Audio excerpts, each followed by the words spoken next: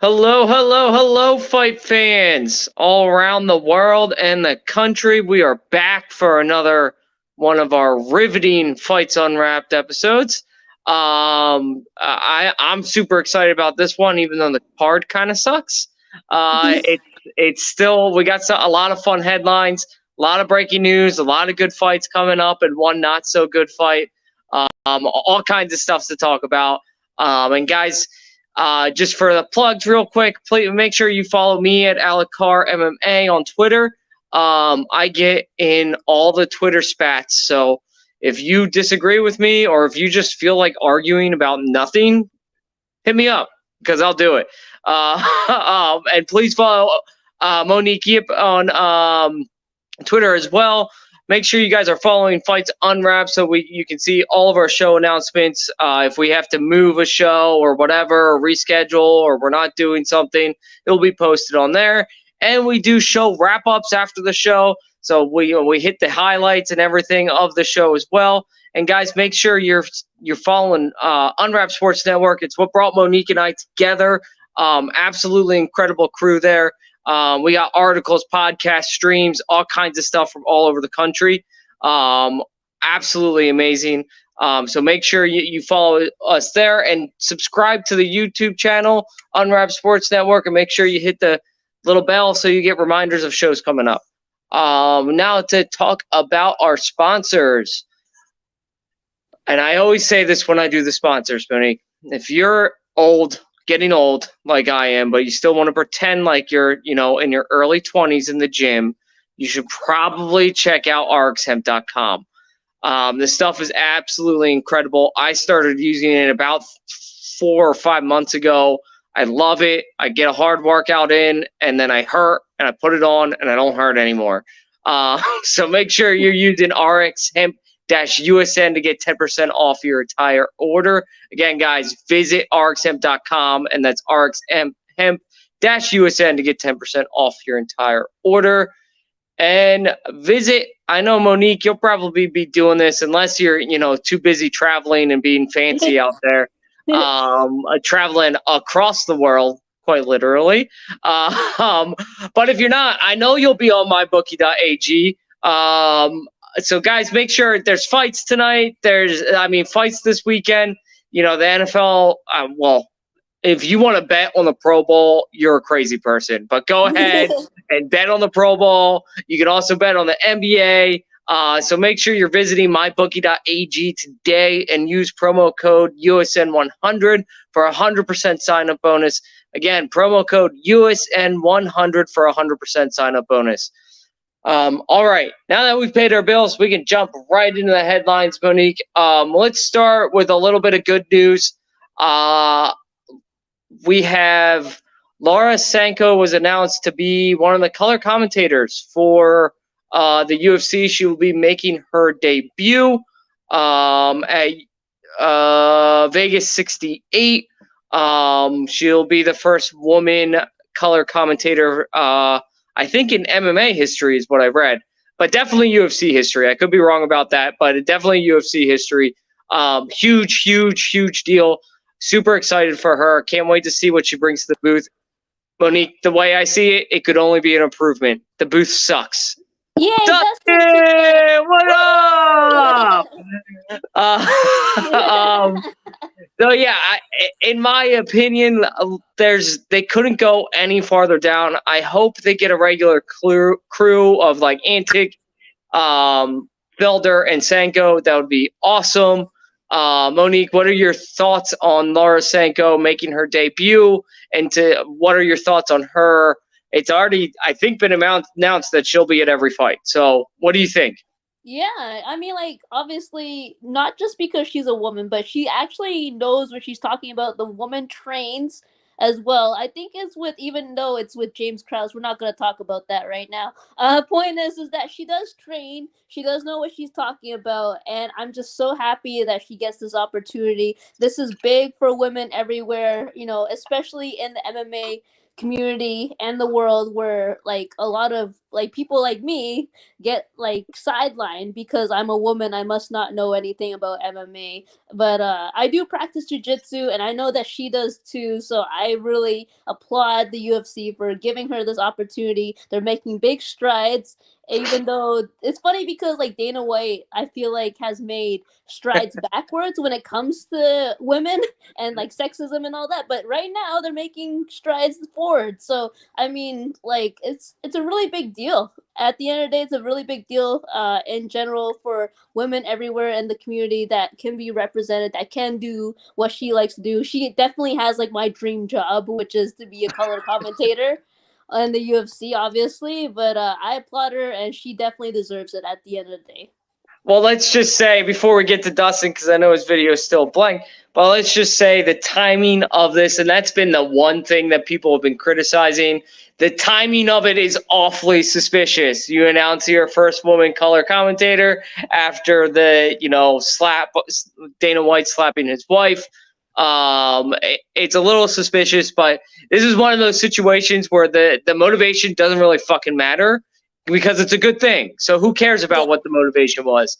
Dustin, if you didn't hear me, we're talking about Laura Sanko making her color commentary debut at UFC Vegas 68 and will be a permanent member of the booth.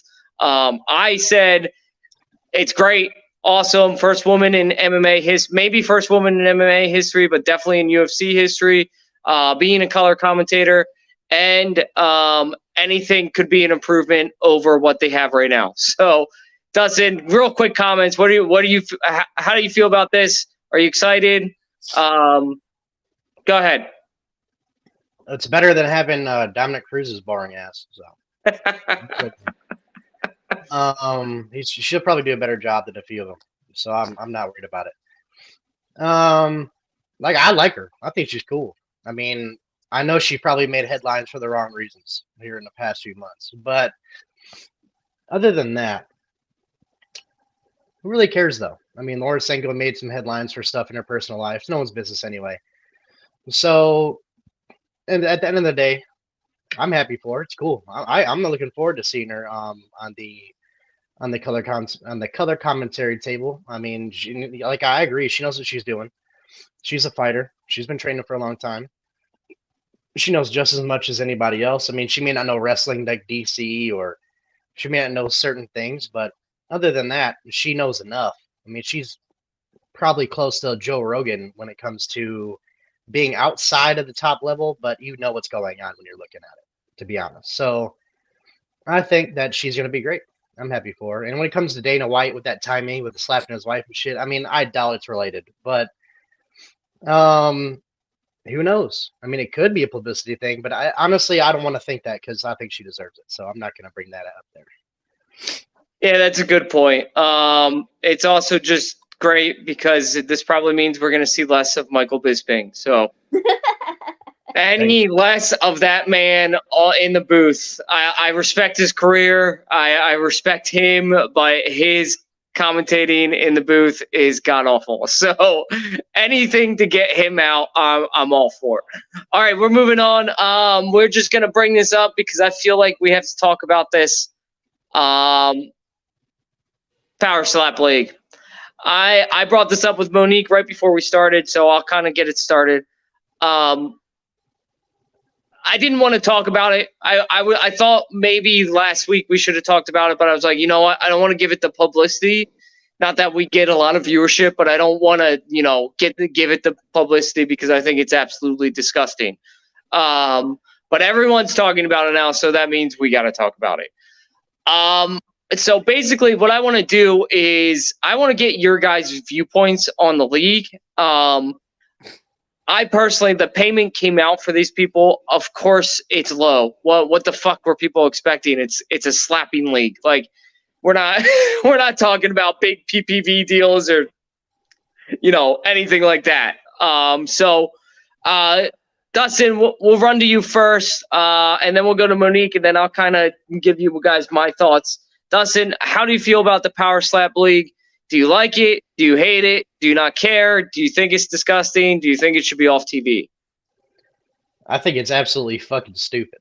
That's the way. I'm sorry. As a grown ass man, there is no way I'm going to stand there and let someone reach back with their full strength and slap me in my fucking chin. That is not happening. That is not happening. You might as well go be a fighter. It does not make any fucking sense. You're gonna stand there and just get hit. And the whole thing never made sense. Honestly, I thought the shit was funny when it was on like TikTok and when it was all over social media and shit, and you had all those videos. I thought it was hilarious back then. I thought the guys were just stupid. Never thought anything would come of it. Well, you know, surprise, motherfucker. because it is, and it's absolutely fucking stupid. And leave it to Dana White to get involved in it. And you know, Dana White's always talking about like this makes money, that makes money. Slap League is not making a fucking dime. Why you got involved in it, I have zero fucking clue. I don't even want to watch someone get their whole face swelled the fuck up. I saw that one guy. It was so disgusting, dude. He broke his jaw in like 4 places, and he still kept getting hit. Like I don't get it. You're asking to get hurt. You're asking to get concussions. You're gonna have bad health when you're old. I mean, I don't feel like it's disgusting. I mean, do it. It's your life. You do whatever the fuck you want with it. You want to get knocked the fuck out for a living for no reason? Go ahead. I get fighters get knocked out for a living sometimes, but at least they try to prevent it. Like, at least they try to move. So it's not always their choice to get knocked the fuck out. I mean, like I said, it's I don't think it's disgusting. I don't have like that's terrible for human beings. No. If you're stupid enough to stand your ass up there and get slapped like that, by all means, be my fucking guest. But me personally, I'm not watching this shit. I have zero interest in it. I'm good. And that's how I view the slap league. Monique. Yeah, like, okay, every single time I saw a post about the slap league, I would just immediately scroll because I don't want to see it. The only type of slapping that I want to see is if anybody has ever heard of combat jujitsu, which is actually jujitsu, but you can hand strike that and That's slap cool. people. I like that too. Yes, that is really fun to watch. That's the only type of kind of slapping that I would like to see when it comes to, I guess, what you want to call this, like, you know, some type of combative sport, right? I think that Dana White saw an opportunity because there were so many videos out there that people made viral, you know, when it came to slapping other people, and like other shows out there that do the slapping league and stuff like that. So I can see why it was an opportunity, but it's not going to be a big one. I'm definitely not watching it. Like I said, the only type of slapping I like is the one in the octagon and the one in combat jiu-jitsu. So that's just my 2 cents when it comes to that. Yeah, I was laughing because I do the same thing. As soon as I see it pop up on my Twitter feed or anything, I just scroll as fast as I can right by it because I don't want to give it a view. I just think, listen, I'm in Dustin's camp too, where it's like, yes, it's gross and disgusting. I would never want to watch it. But if you're dumb enough to participate in it, that's on you, man. Like if you're that desperate for $4,000, go right ahead. I mean, I could use an extra $4,000, but not to get the shit knocked out of me. Like it's just not worth it. I think it's just a money grab. That's what it is. So it's funny. People are saying it's not going to make any money. It's not going to do this. It's not going to do that. It already made money. He sold sponsorships. He was able to get sponsors for these events. So he's already bankrolling cash on this. The fighters are making diddly squat, but he's making money. And you know what? When it goes out of business, because it will, he'll put it in the bankruptcy, and then he'll do another cash grab, and he'll be like, all right, that was a successful little fun thing I did. It's just annoying that, like, I gotta see it. That's what I'm sick of. I don't want to see it anymore. It's gross, man. These guys, and a lot of them are desperate, like, fighters that couldn't make it in, like, boxing or MMA or anything. And even if you're a guy that couldn't make it in, like, professional boxing or professional MMA, you still know how to fucking strike. So these are, like, before when it wasn't with the Dana White, it was just a bunch of drunk morons who invented the sport. That's the history of it. Now it's like guys that actually know how to throw. So it's different. It's not the same thing. Like this is It's just so dangerous. I'm just sick of seeing it. That's the only thing I want to say. I am done. I don't want to see it anymore. Every time I see it on my timeline, it makes me angry. I'm over the Power Slap League. I'm just so over it. Anyway, we're moving on because we have more fun things to talk about. Let's just jump right into it. We're going to go right into a fun one. Yay! Sounds like it's all but done. Conor McGregor said he confirms the deal that he is one of the coaches for Tough. Now, everybody is bringing up the last time he was in The Ultimate Fighter and the last time he was the coach of The Ultimate Fighter. Conor McGregor didn't do a whole lot of coaching, which is funny because none of the fighters ever do. But since it's Conor McGregor, it's a big deal. So, I mean, they they do like the little breakaway where they show them coaching, like trying to improve their thing, but they never really do like intense coaching.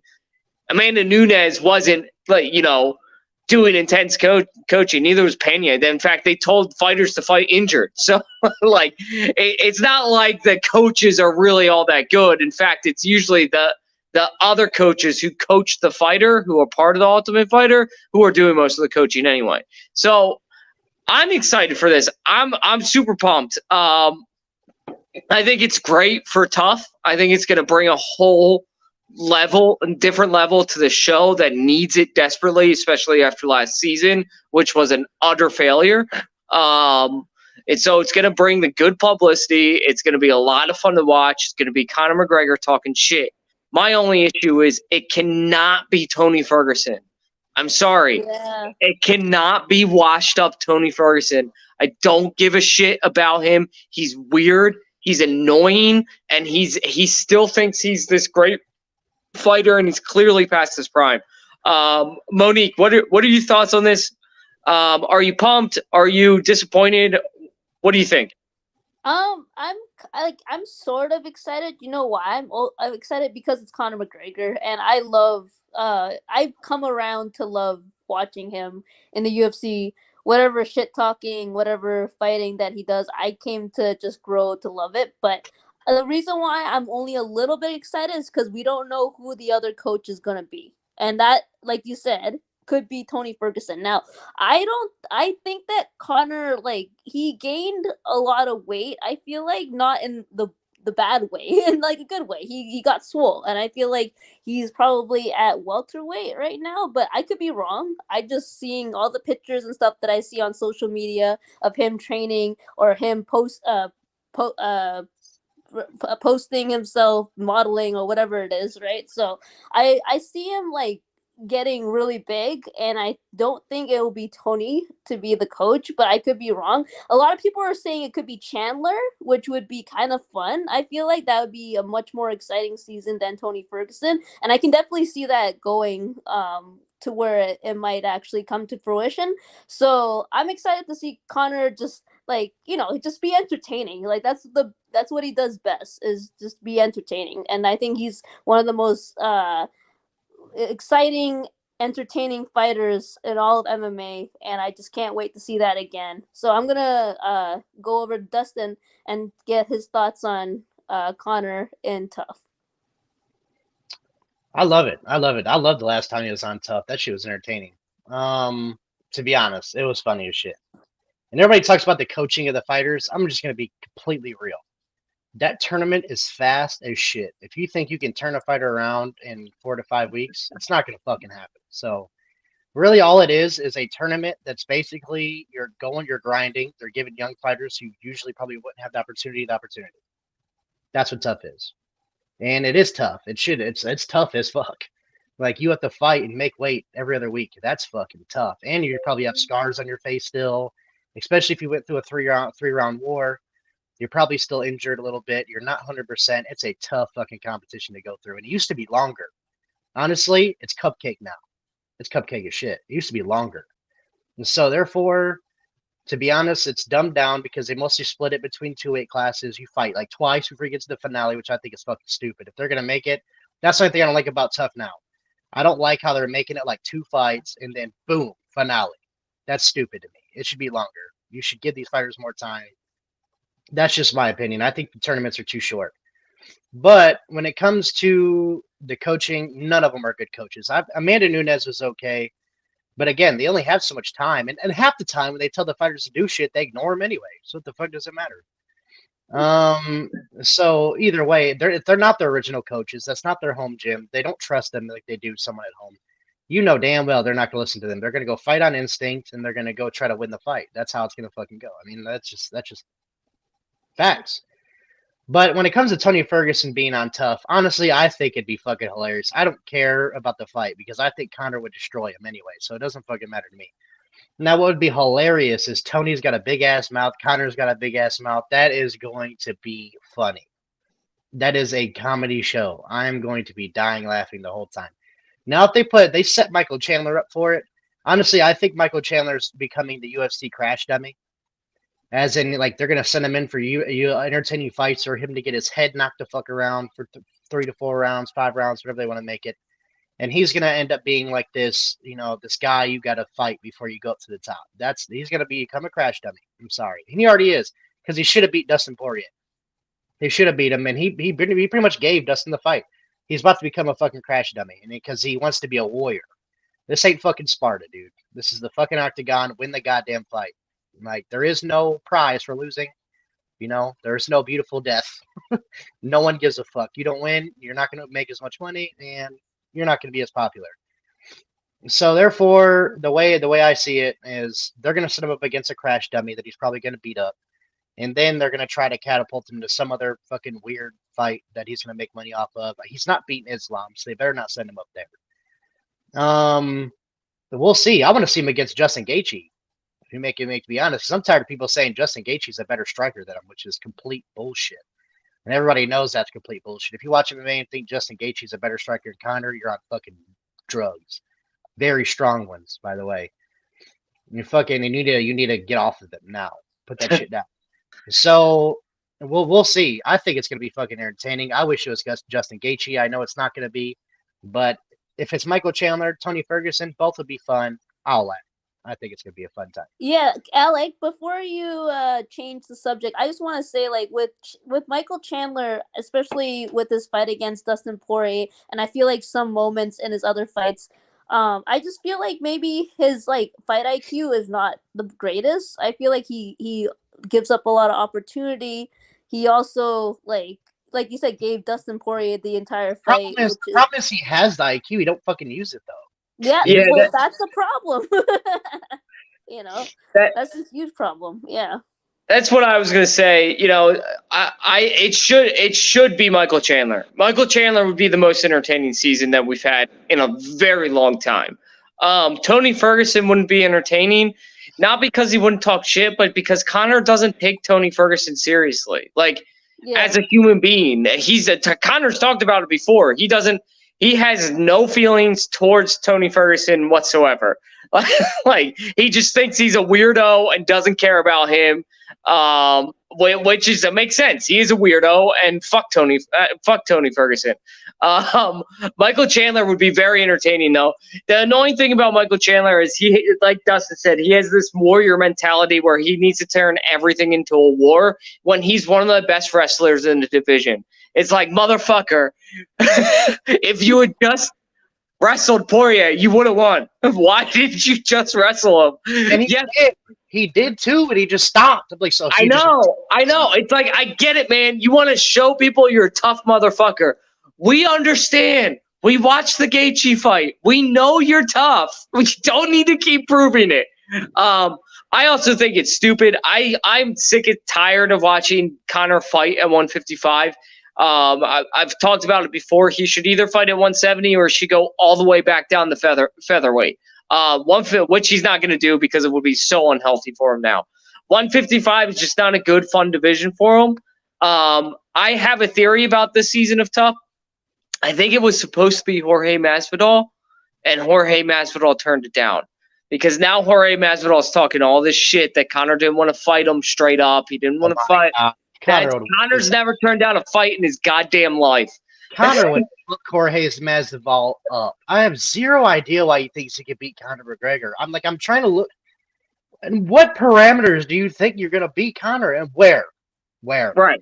You're not a better striker. Conor McGregor has better Brazilian jiu-jitsu, technically. I'm not saying Conor McGregor would take the fight to the ground because he never would, but technically Conor is a black belt in BJJ. Technically, I don't know where he got it, but he has one. Well, I mean, like, guys, like, when you talk about Michael Chandler, like, saying, like, he wrestled and then he stopped and he just wants to prove, like, that he's this warrior and that he can do everything. It's like when I watch a jiu-jitsu fight and this guy that is supposed to be good at Bolos, he tries to, like, pass someone's guard that's impassable. I'm like, why are you even trying to do that? It's like, it reminds me of that when I watch, like, jiu-jitsu tournaments. Like, don't just do what you're good at and you'll probably win. But Michael Chandler doesn't do what he's good at, which is probably wrestle, and that's why he doesn't win, right? So To be honest, there's jiu-jitsu guys who haven't gotten their guard passed in like 10 years, dude. That's, That's a different topic for a different day, but you are absolutely right. But we got to move on. It will be exciting. We'll keep you guys updated on what's going on with this as the coach gets announced. Hopefully it's not Tony Ferguson. We all agree on that, except Dustin thinks it would be fun, but it would be more fun if it was Michael Chandler. Anyway, we're moving on. Speaking of Jorge Masvidal. Oh, dear God. We have a fight announcement. Yay!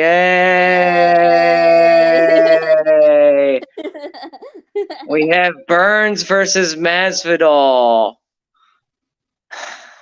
Everybody's just silent. Like, nobody says a fucking word when we announce that. Like, that's so funny. I'm going to go around in a circle. And I'm going to go to Dustin first. And then we're going to come back to me because I have lots of things to say about this. So, Dustin, are you even a little excited for this fight? I'm excited to see Jorge Masvidal get beat up. That's about it. When it comes to this, I don't even know why Burns took this shit. Probably because Covington's over there fucking waiting for like this carriage with white horses to take him to some fucking money fight. But when it comes to, oh my goodness, oh my, I'm not excited. You know why? Because even when Burns beats him, Jorge's gonna do the same shit. Oh, I'm still in the streets, man. I'm still in the streets, man. Catch me outside, man. Like, Jorge, you've been getting your ass whipped for years. When you like, he's talking shit about Covington because he sucker punched Covington outside of a fucking restaurant. Congratulations, you sucker punched another fucking man. That makes you feel. Does that make you feel tough? I mean, just coming out of nowhere and punching someone in the face when you were right in front of him, you couldn't do it. So what happened? What happened? You had your fucking shot. I can't stand Jorge Masvidal, to be completely real. Like I want. He's the only fighter I want to see in Bellator. Like, I would love it if I saw him in Bellator. Oh no, Dustin went off. All right, we lost Dustin. Oh, he's back. I'm back. So basically, if he went to Bellator, it's like the only UFC fighter I'd be happy to see go there. I'm just like, I'm so glad you went down to Bellator because he's not good. I'm sorry. He knocked out Ben Askren with a fucking flying knee. Congratulations. We're over it. We're over it. We've been seen to get whooped for years. I'm done. I'm cool. All right, Monique, I'll let you go and tell me how excited you are for this fight. This is like, I have like such a blank face. It's not even funny. Like, I actually have no emotions when it comes to this fight. Like, I get it. Like, there's a reason why this fight was there. I know Burns and Masvidal have quite a big beef with each other, but then Masvidal has beef with like everybody. So I mean, like, this is probably not anything exactly. Like, just pretty much he has beef with like everybody. So there's no real difference in this. Burns is gonna wipe the floor with him, like I said to Alec before the stream started.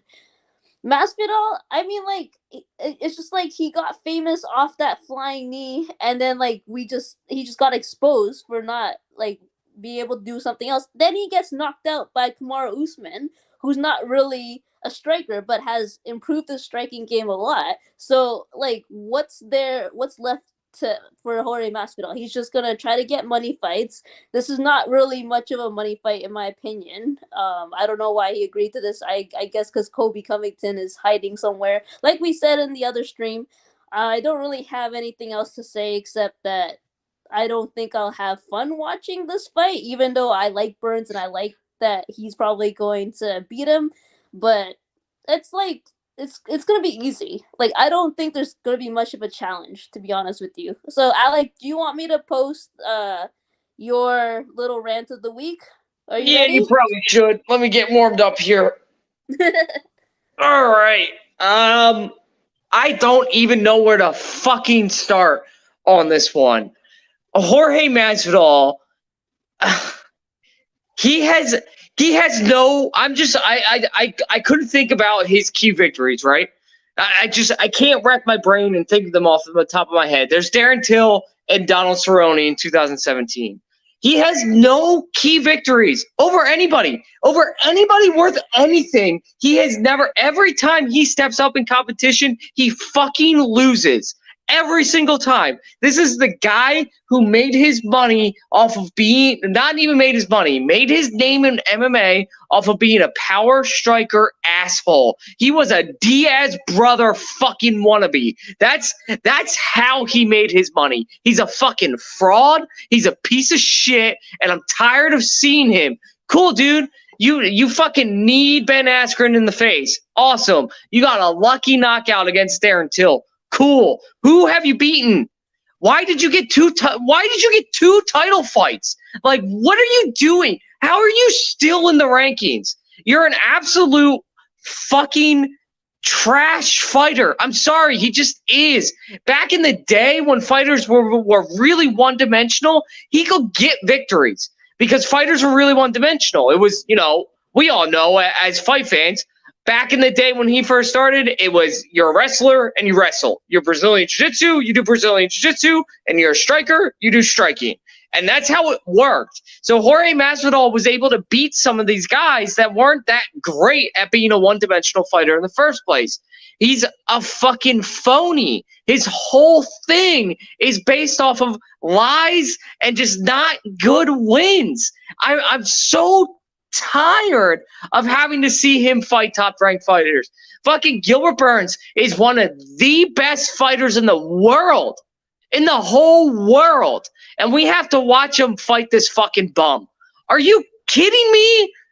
Are you kidding me? It's not even going to be a big payout fight, and they know it. That's why it's not a main event. It's on co-main, and it's not even for sure co-main yet. So like this whole idea that this is going to be a big money fight, it could be just a 3-round fight. So it's not a money fight. Everyone needs to get that out of their fucking heads. Jorge Masvidal is not a draw anymore. He's not the baddest motherfucker in the UFC, and he never fucking was. The whole thing was bullshit. It was bullshit. And the only reason this fight is happening is because pussy ass Colby Covington is gone. He's just disappeared into the ether. And, I get in Twitter fights about this all the time. People at me, they don't like what I say about Colby Covington. They say, well, he's got his lawsuit and he's the plaintiff, so he can't be in a fight because he's claiming damages. Bullshit. Jorge Masvidal is the defendant. And he got scheduled for this fight. So that doesn't make any sense. And if he's claiming brain damage, like people are saying he is, and the news got out that he was saying he is, he should fucking retire. Retire. So we don't have to think about you. So I don't have to see your name. So you don't have to get offered fights just to turn them down. Like this whole thing with Colby Covington has gone way too far. And he knows that guys like Gilbert Burns, guys like Khamzat Chimaev, guys like all the Shavkat Rakhmonov are coming, and he knows he can't beat them because he's not as good as a wrestler, and he's got fucking pillow hands. So that's why we're doing this fight. Okay, that's it. That's the real reason. I don't want to hear any other bullshit. I don't want to hear any other excuses. The reason this fight is happening is because Colby Covington doesn't want to fight anyone that he could lose against. And before anybody tries to tell me, well, he fought Usman twice and it was a pretty good fight. First of all, I have watched those fights a billion times. Yes. They were good fights, but Usman was the clear victor of both fights. They were close, but Usman edged him out in both fights. Also, he did those because the division was so fucking weak at the time. He got to fight Tyrone Woodley. He got to fight all these bums who were on who were coming off of losses. Like, oh my God, it just gets me so angry, this fight. It brings up all the other shit, all the other problems in the UFC when fighters hold up divisions, because Colby Covington is the gatekeeper. So no one gets to fight for the championship until they fight Colby Covington. The only issue is Colby Covington won't fucking fight anyone. So now we got to watch Gilbert Burns versus fucking Jorge Masvidal, which is a joke. It's a joke of a fight. It just is. Jorge Masvidal, this fight can end however Gilbert Burns wants it to. It can end in a knockout, it can end in a decision, or it can end in a submission. Gilbert Burns is he's a more technically sound striker. He doesn't have as much power, obviously, but he's a more technically sound striker, and he's much better on the ground. Jorge Masvidal needs to get the fuck out of MMA. And Dustin, you said that that you'd like to see him go to Bellator. I got news for you. He's going to lose at Bellator because he's just not good.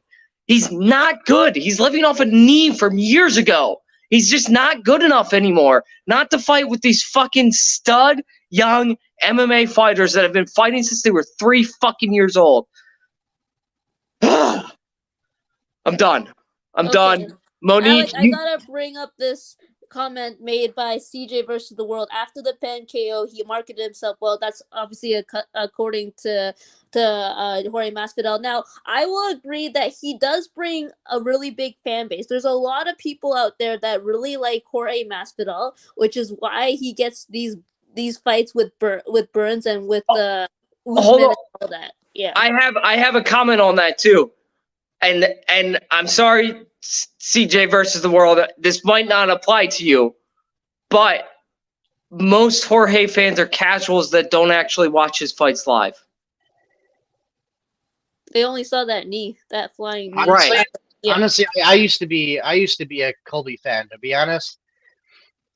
His recent actions are crazy. Like the reason he won't fight is beyond me. And then it's just like the way I didn't like Patty, how he didn't fight enough. I think the same thing about Colby now. Like, now you think you're the shit, man. You don't ever got to fight, and that's not the way it goes. And when Street Judas, and then for real. And then basically when it comes to Colby, my fandom of him has gone down. First of all, the 170 divisions will be held up for a long time because Kamaru's got to fight Leon again. And what happens when Leon fight? What will happen is if Leon wins that fight, they're going to have so much respect for Kamaru. I guarantee he's about to go to a #1 contender fight. He's probably going to fight Burns again or fight another, or Kazmat, or maybe they move Kazmat up to fight Leon. That division could be held up now for the next 2 years because they're not going to just kick up Kamaru Usman off his pedestal. It's going to take a while, even if Leon wins again. And to be honest, Colby Covington's going to hold it up even more, man. Like, dude, he is going to hold it up even more. That division is stuck in the fucking mud right now because of a couple fighters. And we'll see. But that division, man, it's not entertaining to me right now because I think Kamaru Usman has a very good chance of beating Leon. And then we got to go, he's going to duck fucking Kazmat again. I guarantee Kazmat don't deserve it. Yes, he does. He's about to come whoop your ass. You're about to be like 37, he'll fuck you up. Just get over it. Here's the thing about Kazmat. Well, it's Hazmat. We got to pronounce his name right because he might come murder us. Here's the thing about Hazmat, right? And listen, I get it. He missed weight. Fighters miss weight. It happens all the fucking time. People care about that shit anymore. I don't care about shit anymore. Neither do I. People need to get the fuck over it. Fighters miss weight. It happens. It fucking happens. It's part of the sport. It happens. We were lucky we got to still see him fight. But fighters miss weight. Everyone get the fuck over it. All right, we got to move on. We got to move on to a much more fun fight, much more entertaining fight. Might go down as fight of the year, actually. I'm going to make a bold statement right now. We got Max Holloway versus my guy, Arnold Allen. Arnold Allen, I don't know if you guys know this, but Arnold Allen likes all of my tweets, so we're kind of best friends now. Just so you guys know, it's a pretty big deal. He's trying to keep it hush hush. He doesn't want people to know about it. Get him on the show, Alex. He doesn't want people to know about it, though. He's a very secretive person, Arnold Allen. I'm joking. He does like my tweets, but that's the extent of it. So I'm so fucking pumped for this fight. I love both fighters. I'm gonna make a blanket statement. I think we all love both fighters in this fight. I think Arnold Allen actually edges out Max Holloway, and I'll get into why afterwards. But Monique, I want to get your thoughts about this. Max Holloway versus Arnold Allen. How pumped are you for this fight, and how do you see it playing out? Yeah, definitely could be fight of the year, like you said. I do give the edge to Allen, even though it breaks my heart to say it, because I love me some Max Blessed Holloway so much, and he was on such a streak, and I kind of miss it. I'm not gonna lie, I kind of miss him being champion, even though Volk is obviously just incredible on his own. I just see Allen I don't know. I feel like he's gonna do everything just a little bit better. Now, like, I can see Max Holloway just striking his way through this fight, but Allen is fast. He can probably make the distance and probably get out of Max Holloway's reach, and I think that's probably what's going to happen. But I would love to see this as a brawl. This would be so much fun. I don't want to see Max Holloway lose again. And I definitely want to see him fight for the title again because, like I said, I miss him being champion. But I just don't think it'll happen with Volk being champion of that division. I just can't see him winning against Holloway. Him winning against Volk. My bad. I just think that this fight is going to determine who's going to fight for the title next, right? That's pretty obvious, I think, for most people to assume. I hope it's Holloway, but my head says Allen, my heart says Holloway. It's the name of the game. That's how it goes all the time for me. So let's go to Dustin. How do you feel about this fight? I got Arnold. I got Allen here, Dan. I'm just be real. I like Max too, but honestly, I think his era is coming to kind of an end here. Like, I'm not saying that he's going away out of the UFC, but he's going to go away when it comes to fighting for belts, doing all that. I think that's over. He look, man, he's already tried 3 times. It just ain't worked. It just ain't happened for him. I think Allen's going to get him.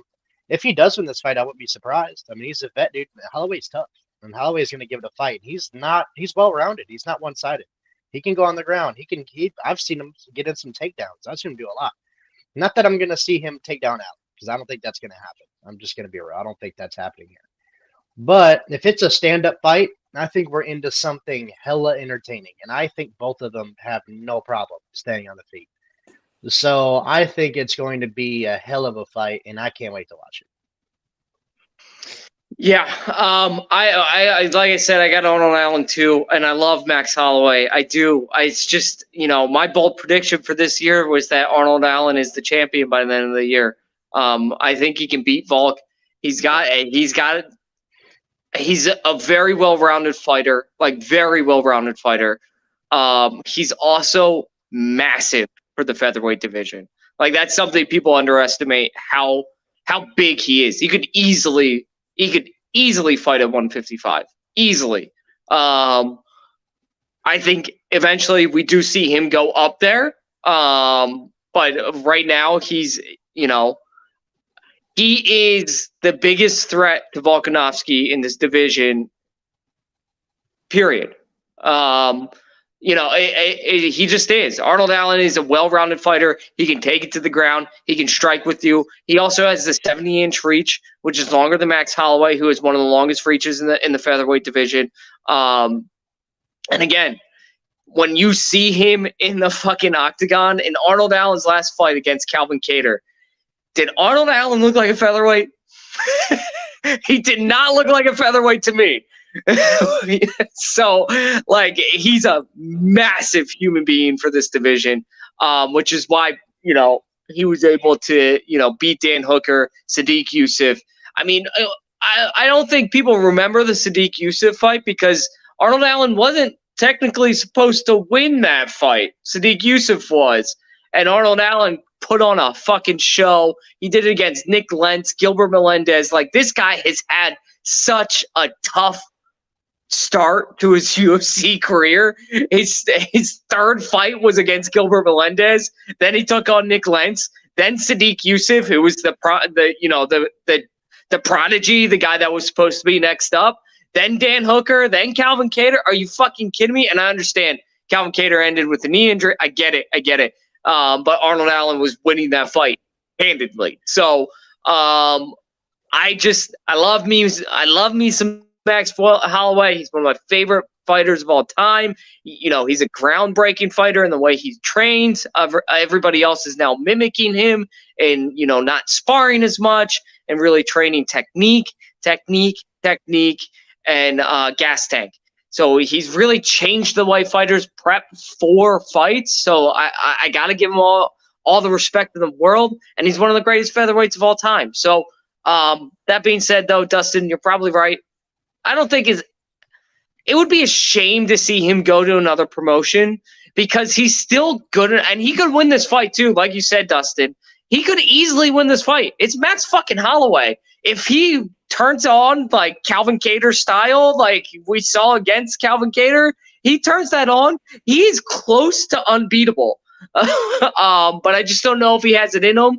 And the threat of the takedown that Arnold Allen brings to every fight, he's not gonna be able to just open up like that against Arnold Allen. So I'm excited. The fight's gonna be fucking nuts. I'm so pumped for it. I didn't think this was gonna be announced. I thought Arnold Allen would have to fight, somebody else first. I don't know why, but I just assumed that he would have to fight somebody else first. So that for once, the matchmakers got it right, and we all got what we wanted. So that's great. All right, we're moving on. And then the most predictable fight announcement of the year and probably of the fucking century. What do you know? Izzy versus Alex 2 was announced over the weekend. Surprise, surprise. They're fighting again. Who would have thunk? Dustin, let's go to you first. What do you think about this? I don't give a shit about this fight. I'm going to be real. I'm not entertained. I think that Pereira's going to take his fucking lunch again. Number one. And number two, the only way that Izzy wins this fight is if he stops putting himself... If he has to fight boring. If he wants to beat fucking Alex, he's going to have to fight boring. You know why it's hard to fight boring against Alex? Because he's too fucking long. He can reach across the ring just like you can. You guys have the same reach. He's powerful. All it takes is one shot. I don't know if you guys listened to the leather hit Izzy's face in that last fight, but I heard the leather smacking off his face. I was fucking terrified watching that fight. When I heard him just jab him, I heard the gloves. And this isn't a full crowd. This is what the full crowd screaming. You could hear this shit bouncing off Izzy's face every time he touched him. I was like, jeez. Now, how the fuck is he even taking that shit? He barely touches him, and you hear the glove, the leather smack right off of him. And I'm like, that is so disgusting. But you know what? Izzy didn't fight a bad fight the last time. He really didn't. Almost finished him once.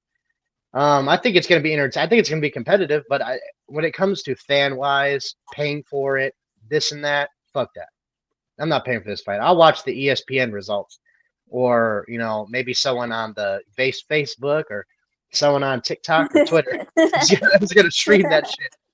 So one of the two, I'll watch it that way. But when it comes to paying for it, I'm good. And first of all, the whole card as an entirety, I'm not too impressed with.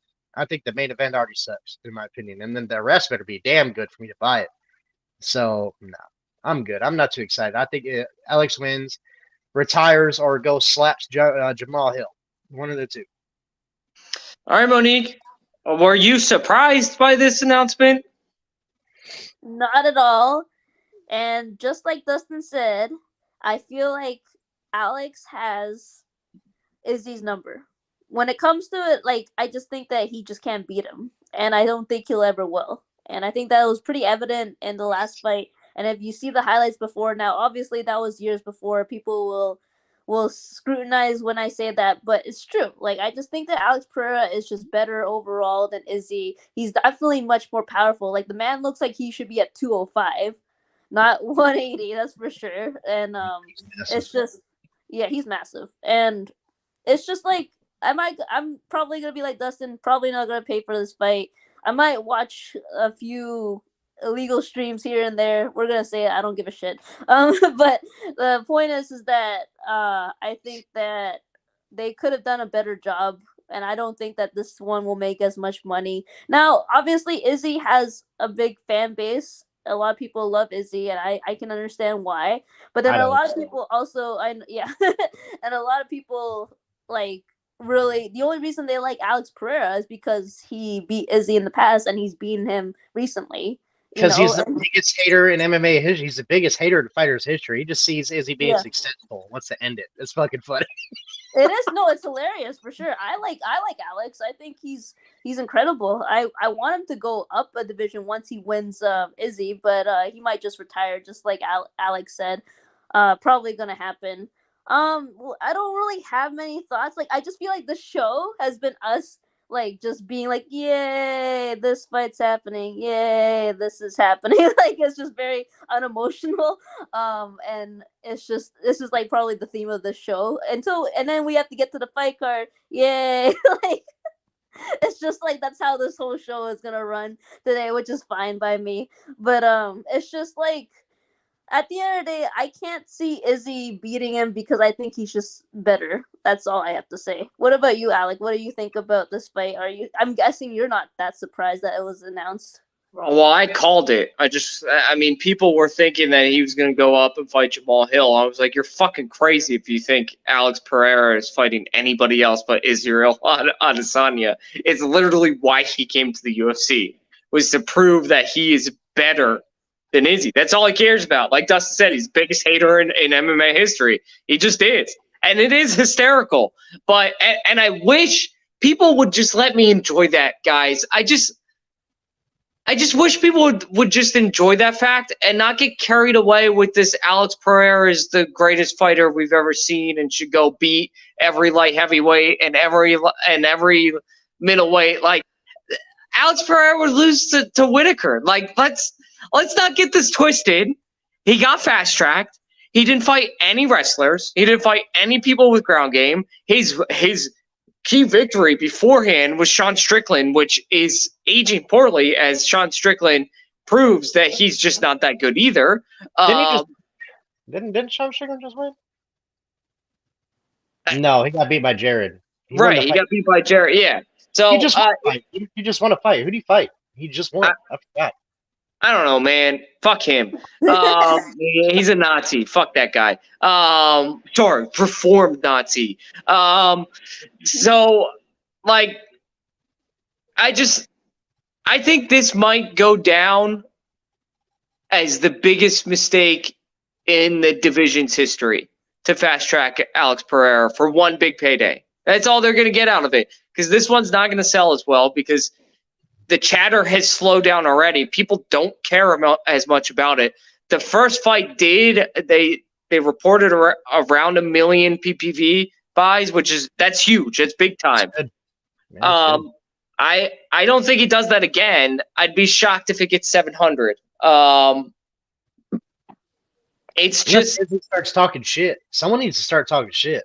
That's all I'm saying. Somebody better start. And about the fight, the way it goes down is the way it always goes down when these two fight. If you go back and watch the other two fights, it's always Adesanya looking really good. That every single one of their fights, if you break them down, Adesanya looks really good. He looks really good. Oh, he's gonna win. He's gonna win. It's Izzy Adesanya. He's gonna win. And then he gets too cocky. And he tries to open up, and Alex just hits him with a fucking. If the one time it was just I think this fight it was a jab, then followed by another hand. But the jab rocked him, and then he followed up with the right, and it was over. So unless Izzy learns from the same mistake he's made with Alex every time, don't open up, man. Don't open up. If you don't open up, you'll beat him. You're a better point fighter. Be a point fighter. Don't try to knock out Alex Pereira. It's not going to work. I know you rocked him last time. I know you almost knocked him out at the end of I think it was the second round or the third round. I forget what it was in the last fight. You almost did it. But don't try. If you do it, great. But don't go into it thinking, I got to knock out this dude. you want to win this fight, the only way to do it is to be a boring fighter. Be boring. I can't believe I'm telling you to do this, but be boring. Point fight so that we can fucking get over this. Because the worst thing that could happen, is honestly Pereira wins again. And here's why I say this. If Pereira wins again and then retires, like I think he will, we'll be forced to, now we got a vacant belt. So now Izzy's got to fight someone for the vacant belt. And we all know it's not going to be Hazmat or anyone that deserves it. Or it's going to be Whitaker again. And we all know Whitaker's never going to be Izzy because the judges won't allow it to happen. So not only is this fight going to be boring, and we all know that we all unless Izzy decides to be boring, we all know how this is going to happen. Alex is going to win again. So if Alex wins again, now we got a second boring fight we got to sit through on top of that. And then who the fuck knows what happens, because I'm going to bring this up again and then we'll move on. I promise you we'll move on and we'll actually talk about the card, because if we're almost an hour in already, this division has 3 guys in it that are exciting. And one of them's not really technically in it. It's Hazmat Chimaev. The other one is Roman Dolidze, who's got some work to do before he's an actual contender. And another one is Bo Nickel, who still doesn't have a fucking fight. I just, the rest of this division, and Drixus Du Plessis too, but I don't think I don't think he's an actual title contender. He's an exciting fighter, but as far as title contention goes, I don't know about that. So my point is, there's 3 guys. 3 guys. This division fucking sucks. It sucks now. It used to be one of the most exciting divisions in the entire UFC, and it sucks now, and it was all because of the bullshit that Dana White fast-tracked Alex Pereira. That's all it was. I think it will go down as a giant mistake. Anyway, we got to move on. Monique, do you have anything for Baywatch? Okay, it's only been a week, guys. Like, people don't just break up and stuff. Overnight. The men who watch the stream depend upon you, Monique. I know.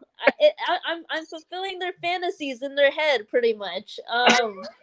Okay, well, if anyone missed last week, I surprised Dustin with this new segment called Baywatch, and we are going to list the 3 people that are newly single. Number 1 was Mackenzie Dern, just broke up with her husband not too long ago. Took up all his pictures. It's just pictures with her daughter and her just posting candidly like she always does.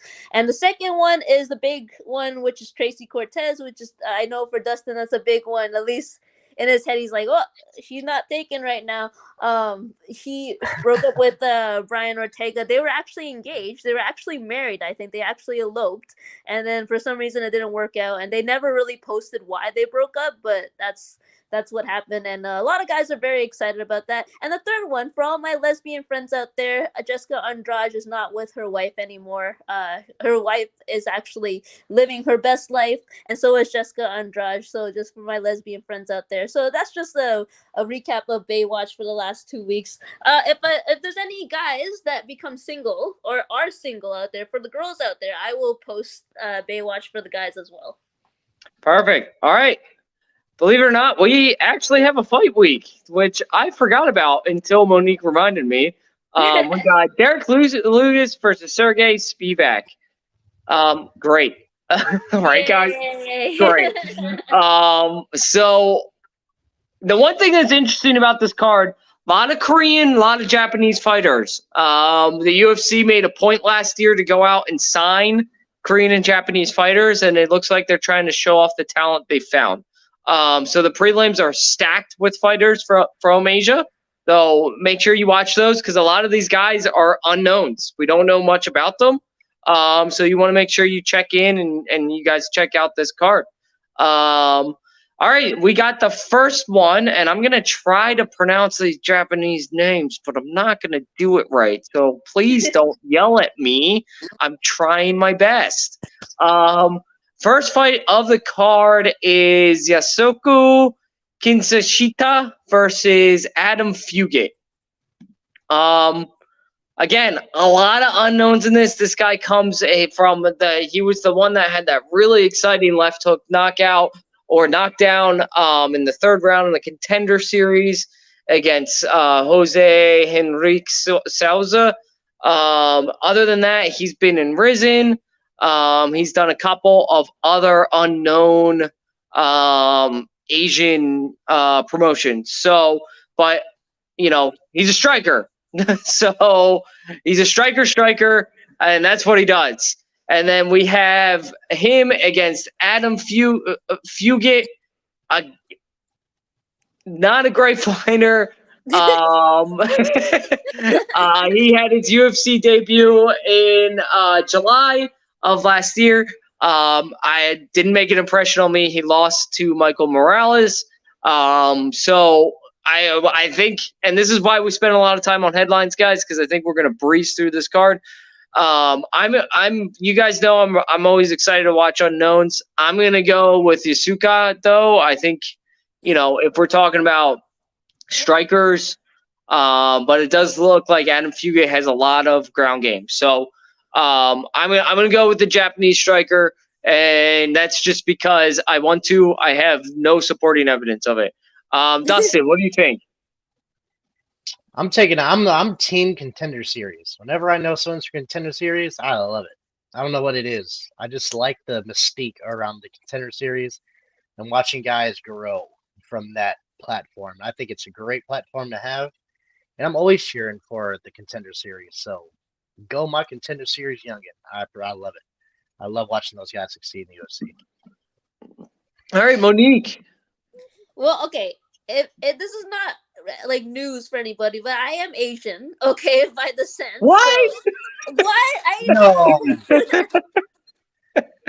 So if anyone didn't know that, okay, guys, I've gotten Mexican before, so just letting you know, I've gotten those kind of like comments. So, anyways, point is that I am Asian. I'm always gonna cheer for my Asian brothers. Now, the one thing that I know when it comes to Asian fighters, they have like this fire in them. Have you seen them strike? They just have like this inner fire that comes out when it comes to the octagon, and it's just so exciting to watch. And that's why when it comes to this card, I'm probably gonna cheer for my Asian brothers or sisters if they're in this card. I just think that he's probably gonna outstrike Adam. Even though he has ground game, I think he's probably gonna prepare for it and just outstrike him. And I just think Asian fighters are just really exciting to watch, and I think they're very underrated. And I hope this card really proves to everyone how exciting Asian fighters can be. You know why Asian fighters are underrated though? It's the way that the Japanese, like the Risen and former Pride, it's the way they market. They don't market like the UFC. They try to make them look like dickheads in America, and they try to make them talk shit, and that's what we like here because we're like a bunch of fucking bloodthirsty fiends. And Japan and when the Japan, China, and stuff like that, they have respect for fighters. They look at them like heroes. They look at them as like comic book fucking characters. It's so much different than the way we like to see things in the United States. That's why those fighters get less of a platform over here because they're too damn nice.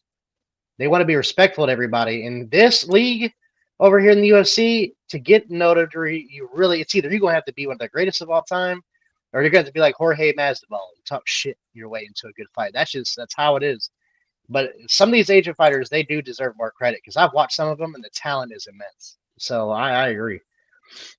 Yeah. So we're moving on. We do have two names here that we all know. Doo Ho Choi is fighting Kyle Nugent. A lot of people are back for the Korean Superboy. Are excited for the Korean Superboy to be back. He had a little bit of a layoff. He hasn't fought since 2019. So we'll see what happens. I try to be as much as a realist as I can be. We're talking about the same guy that lost to Cub Swanson, Jeremy Stevens, and Charlie Jourdain. Like, what are we talking about here, guys? I like the guy too. He's fun to watch. He's your standard Korean fighter. He throws crazy fucking strikes out of nowhere. He's super fast. He's got zero zero. Yes, technical with power. Like they know how to strike. Do Hoi Choi though, no ground game to speak of, no ground defense to speak of. I mean, I hope I'm wrong. I hope he gets it and understands it, and he starts, really making waves in the UFC. But that being said, he's fighting Kyle Nugent. Like, he should be Kyle Nugent. Like, Kyle Nugent is also not good. His last victory was against Polo Reyes in 2019. He lost to Billy Quinteiro and Jay Herbert. So, like, I'm gonna go with with the Korean Superboy here. I think he has enough talent to get this guy out. Kyle Nugent is not impressive, and at least Choi is an elite level striker. Nugent is not elite at anything. So I think the Korean Superboy wins this one. Monique, what do you think? Well, you guys already heard my spiel. I'm definitely gonna root for my Asian brothers. This is the one unbiased thing that I'll say about it. I just think that Do Ho Choi, like, he's honestly, guys, if you ever meet him, he's like one of the nicest people outside of the octagon. But in the octagon, he's a beast. And like you said, he just got one up. Like, he edges Kyle Nugent in this fight just by striking alone. Like you said, he doesn't have much ground game, but I just feel like he'll probably win by strikes. I think that he was on a layoff, and now I feel like maybe the fire is back. I can definitely see something like that. I can see him going on another streak. I would love to watch that, and I hope it happens this weekend. All right, Dustin. I mean, I'm not in the business to say Kyle Nugent wins anyway, so I don't give a damn who's in there. So I'm not in the business. That's a losing business. If you bet on fights, that is the wrong bet. Wrong bet. Don't do that. Steer away. No go. I think he's about to get his ass beat by the young and up and comer, man. That it is what it is. I'm not in the corner of Kyle Nugent of betting on him winning. I don't even care who it was. I'd probably go the other way. So that's no diss to this fighter here, but he's very talented, and then that's why I think he's probably gonna knock this dude the fuck out. So we'll see. We'll see how it goes. But I think it'll be entertaining. It'll be an entertaining thing to watch there. Yeah. All right. Moving on to the next one. Not so exciting fight. We have Marcin Tybura versus Blagoy Ivanov. Tybura is coming off of a victory against Romanov, which you guys know I am a huge fan of. Romanov fought like a fucking moron in that fight. He didn't. I have no idea what he was doing. He was smelling his own farts or something. He was believing his own hype.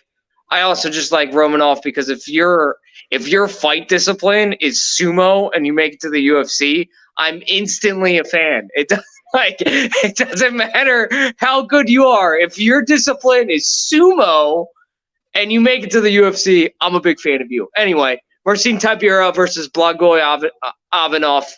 These are two guys that are probably closer to being out of the UFC than still in the UFC. Ivanov has never lived up to his hype. We're talking about the guy that lost to Augusto Sakai. He lost to JDS in 2018.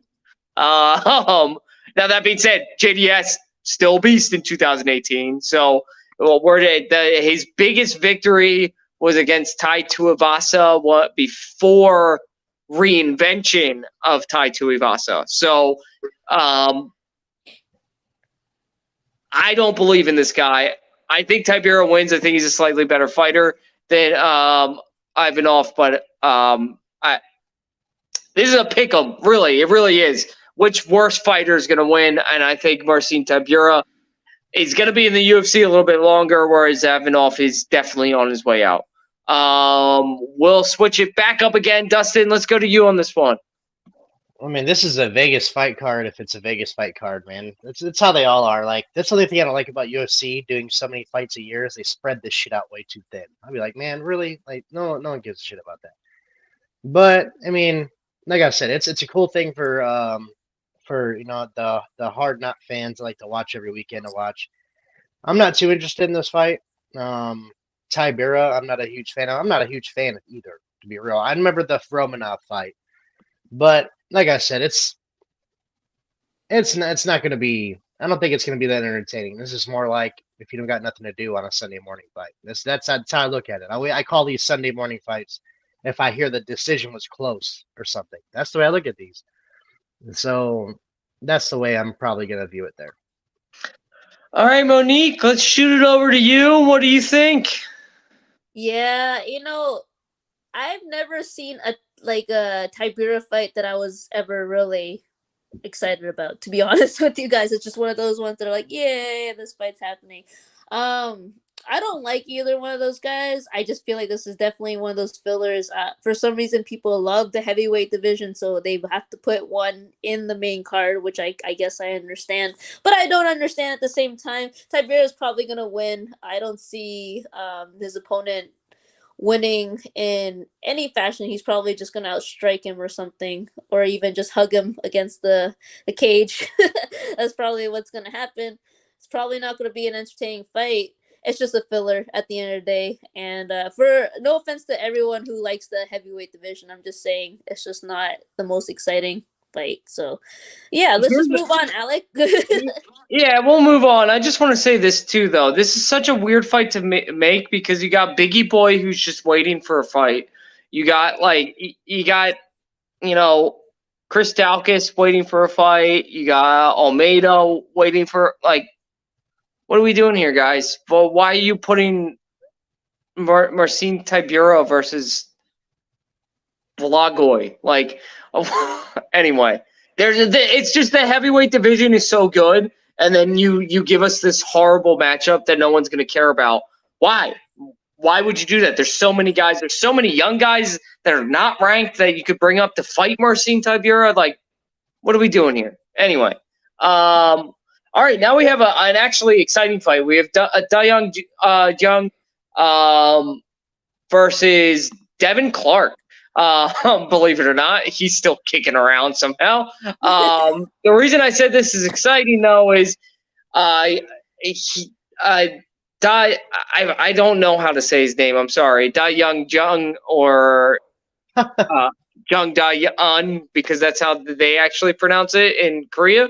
Anyway, the guy's a stud. The kid's a stud. I know he's coming off of the loss against Dustin Jacoby, which is fine, but we're talking about the same guy that beat Kennedy Nzechukwu, who was supposed to be one of these crazy Nigerian insane kickboxers, and he shocked all fight fans when he won that fight. So, and he also beat William Knight as well, which is no joke. That's a huge victory. So, and that was, if I remember correctly, no, not his UFC debut. So this guy's got a ton of potential. Dustin Jacoby, he's not the best fighter, but he's a solid fighter, and you can understand a loss there. I think he whoops Devin Clark's ass, personally. I do.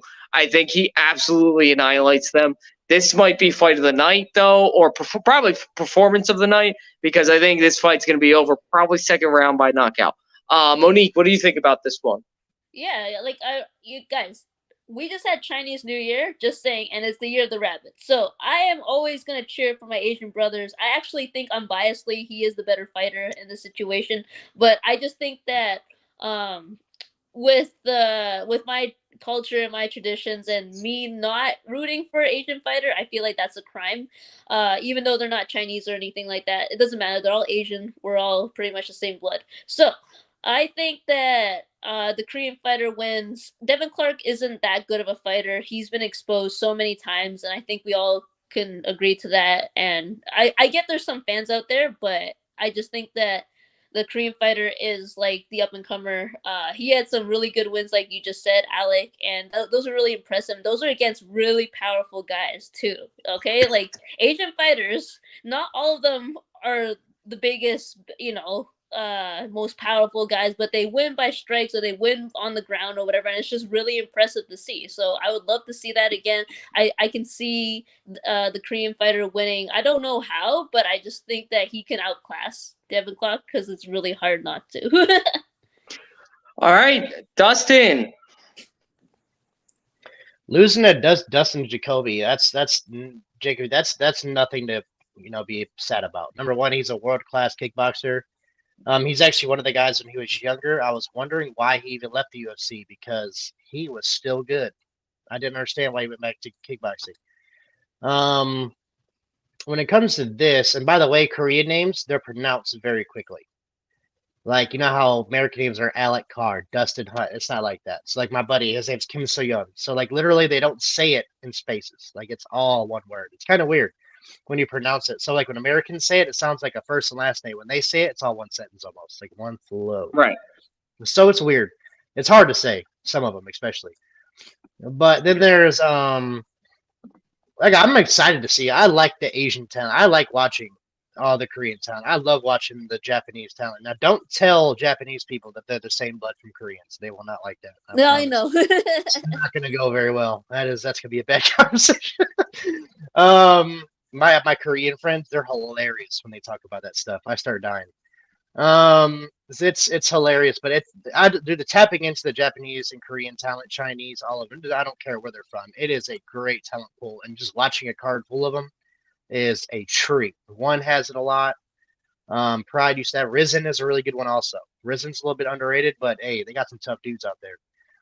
Like I said, I'm excited to watch all the young talent when it comes from Asia. Like when Wei Li came over to fight, she's went over winning belts from China. It's amazing. I like that. I like the Asian culture.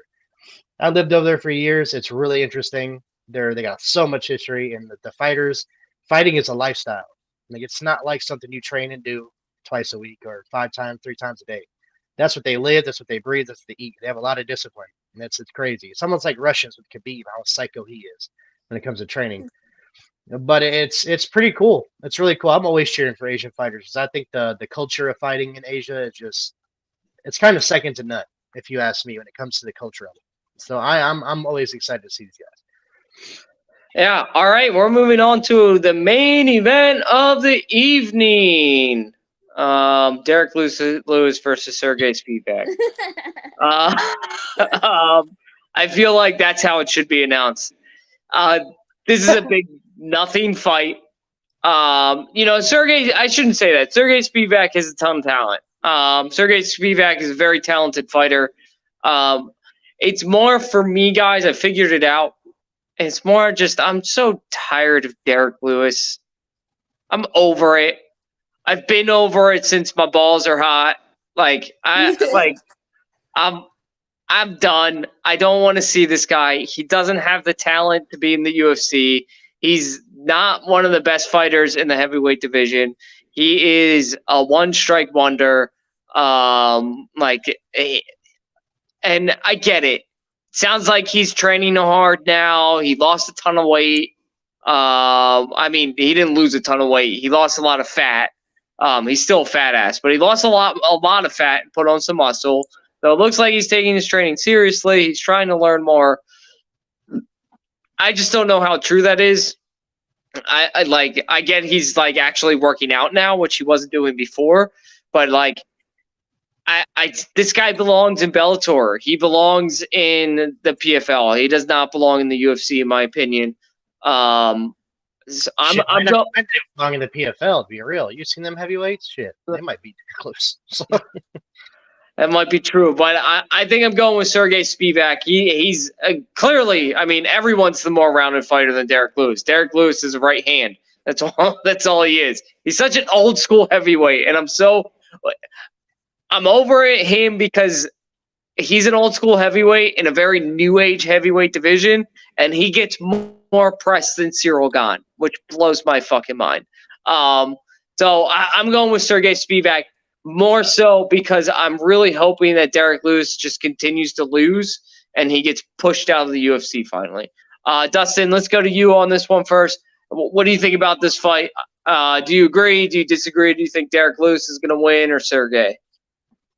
Hopefully not Derek Lewis. That's my first response. Hopefully not. But every time I fucking hope he doesn't win, he knocks somebody out. Every single time. Curtis Blades. I was like, maybe Curtis Blades to get him. Nope. and then every time I bet on him losing, he seems to win. So I'm gonna stop. I'm gonna be like, no, He's gonna win. I'm gonna think it. I'm gonna say it in my head the entire time. He's gonna win. He's gonna fucking lose. But it comes to a point about the exposure thing. I mean, that's like Nate Diaz getting more exposure than Dariush. So it's the same shit, right? You know, guys who runs their mouth, guys who fight people outside buildings and shit. They're just more popular. Let me interrupt though. Derek Lewis doesn't even run his mouth. If he's not in the octagon doing an interview, he's not talking. Well, he's a funny guy. He's got personality. People like his personality and shit like that. That's why he gets so much attention. But Ciryl Gane, just again, but that's his fucking fault. We've already had that conversation. You want to be out there and you want to be marketed, stop being boring as shit. Like that is what it is. You can't just sit there and win fights. Like George St. Pierre did the same shit. Great fighter, never opened his mouth, and it was a problem. You need to start opening your mouth. But it comes to a point with Derek Lewis. I don't give a fuck who it is. Just knock this dude out because I'm sick of seeing him. I don't care about seeing him in the UFC. I'm just tired of seeing him in the upper echelon of heavyweights because he's never going to get past a certain line. Like, you can't get past Toei Tobosa. I'm sorry, you're fucked. You're fucked because anyone above him is going to kill you. That's just the way I see it. You go up against Francis when he was in, whooping. I mean, you go up against Ciryl Gane, obviously. You know, shit ain't gonna go well there. Would go very well for you. I don't like seeing pointless fighters sit around the top 10. And I agree with you in the point that he's never gonna get there. If he had his shot and he lost it, I mean, he's not gonna get back. He's not really talented enough. I don't think he's even a gifted athlete. I just think he has one big ass punch that if he lands it, you're going to sleep. And that's how some fighters are. It's like Deontay Wilder in boxing, same shit. Not the greatest boxer, but he lands that goddamn right hand, it's over with for most guys. So we'll see. Like I said, I mean, we'll see how he does, but hopefully he loses. But I'm picking whoever's fighting Derek Lewis anytime, any day. So. All right, Monique, you have anything exciting to say about this fight? I don't know about exciting, but like I'm on the fence with this, and the reason why I'm on the fence with this is because Spivak is amazing. I think he's an incredible fighter, but I've seen Derek Lewis just knock people out that are just really good fighters. So it's just like, it kind of scares me to think that he might actually win this fight. I mean, like, if it's true, the rumors are true that he is working out and he is like, you know, doing everything to better his technique and his skill and stuff like that, then all power to him. That'd be great. I would love to see that in the octagon instead of just him being famous for saying balls deep or whatever it is that he said, right? So it's just like, at the end of the day, I think Spivak is probably gonna win this, but if Derek Lewis knocks him out, I honestly wouldn't be surprised. Like Dustin said, you just have to wish it in your head that he's gonna win, you know? So yeah, I get angry when Derek Lewis knocks people out now. It doesn't excite me anymore. Like it did before. Now I'm just like, fuck. Now he's gonna get another top 5 opponent. Anyway, that is the end of our show. Preview for next week. We'll be leading into UFC 284, which is a much better card. Islam versus Volkanovski, Yair Rodriguez versus Josh Emmett, Maddalena versus Randy Brown. And then, you know, we all know Whitaker versus Costa was supposed to be on this card, but Costa is a big bitch and canceled the fight again because he claimed wasn't getting paid enough. Anyway, fuck Paulo Costa. I'm still going to watch this card. I can't wait to talk about it. And then, you know, we get after that, guys, we have a great fight night card. It hasn't totally been announced, but Chito Vera versus Corey Sandhagen and Talia Santos versus Aaron Blanchfield are your main and co-main. I'm fucking pumped for that. Corey Sandhagen versus Marlon Vera, Chito Vera. We're talking fight of the year candidate in February, so I'm super pumped. Anyway, that's our show for tonight. It was awfully long, especially for a poor fight card. That's my fault for the crazy rant of the week. But thank you for joining us, and happy fight week. Bye, guys. Happy fight week.